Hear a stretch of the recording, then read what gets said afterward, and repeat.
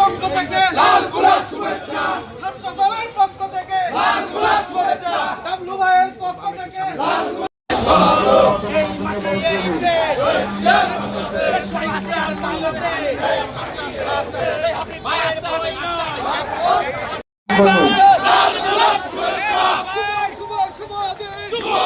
জন্মদিন রকিব ভাইয়ের পক্ষ থেকে লাল গোলাপ শুভেচ্ছা।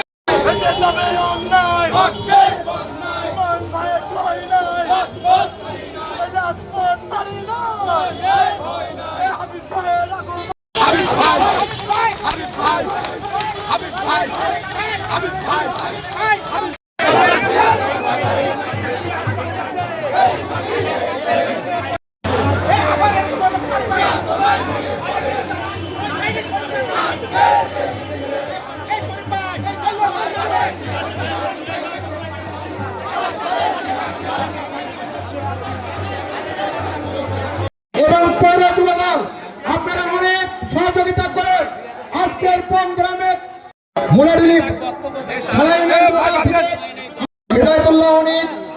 মুলাডুলি ইউনিয়ন যুবদলের যুগ্ম আহ্বায়ক মহিদুল ইসলাম। আপনারা দেখছেন আজকে 2-3 দিন বাংলাদেশের রাজনীতির ভিতরে চরম একটা অস্থিরতা বিরাজ করছে। আমরা যখন আশ্বস্ত হয়েছি, জাতি যখন আশ্বস্ত হয়েছে, ঠিক সেই সময় বিশেষ করে স্বাধীনতার যুদ্ধের সময় যারা বিরোধিতা করেছিল সেই জামাত শিবির এবং চরমোনায় যারা সেই সময় পাকিস্তানকে সমর্থন করেছিল, তারা সহ একটি দল আজকে নির্বাচন যেন বাংলাদেশে না হয় সেই কারণে আজকে গভীর ষড়যন্ত্রে লিপ্ত। সেই সাথে এই সরকারের সহযোগী হিসাবে ঐক্যমত কমিশনের যিনি চেয়ারম্যান, উনি মার্কিন যুক্তরাষ্ট্র বিশ্ববিদ্যালয়ে পড়ান, ওখানকার নাগরিক। ওনাকে ডক্টর নিউজ নিয়ে এসে এখানে বসিয়েছেন।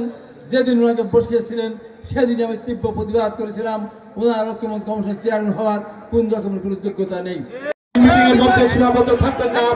আপনারা প্রত্যেকের এলাকায় প্রত্যেকটি বাড়ি বাড়ি গিয়ে ধানের শীষের পক্ষে আপনারা জোয়ার তুলবেন, ধানের শীষের পক্ষে ভোট দেবেন, ঐক্যবদ্ধভাবে থাকবেন।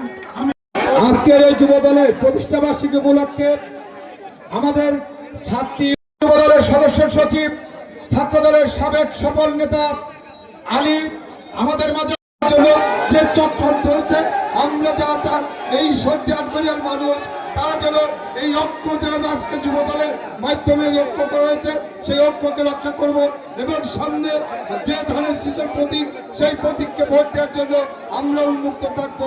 আসলে এখানে কাজের প্রতি বিশ্বাস রেখে এখন আবার নতুন করে তাল ভাঙা শুরু করেছেন। আলী রিয়াজ সাহেবকে পরিষ্কার করে বলতে চাই, আওয়ামী লীগ ভোট দেয়নি, আওয়ামী লীগ নিজে নিজে ভোট করেছিল, যে কারণে আওয়ামী লীগ দেশ ছেড়ে পালিয়ে যেতে বাধ্য হয়েছে। তাদের তো যাওয়ার একটা জায়গা আছে। আমি পরিষ্কার করে বলতে চাই, যদি ছিনিমিনি খেলেন বাংলাদেশ থেকে পালিয়ে যেতে পারবেন না। এত রক্ত, এত ঘাম, এত শ্রম, এত জীবনের মধ্য দিয়ে দীর্ঘ 15.5 বছর আন্দোলন করার মধ্য দিয়ে আমরা একটা গণতান্ত্রিক বাংলাদেশ পাবো বলে আমরা যখন স্বপ্ন দেখছি, বিশ্বাস করছি, আশ্বস্ত হচ্ছে, ঠিক সেই মুহূর্তে এই জামাতের চক্রান্ত পড়ে আজকে আপনারা নির্বাচন নিয়ে নানান ধরনের তালবাহানা এবং কথা বলা শুরু করেছেন।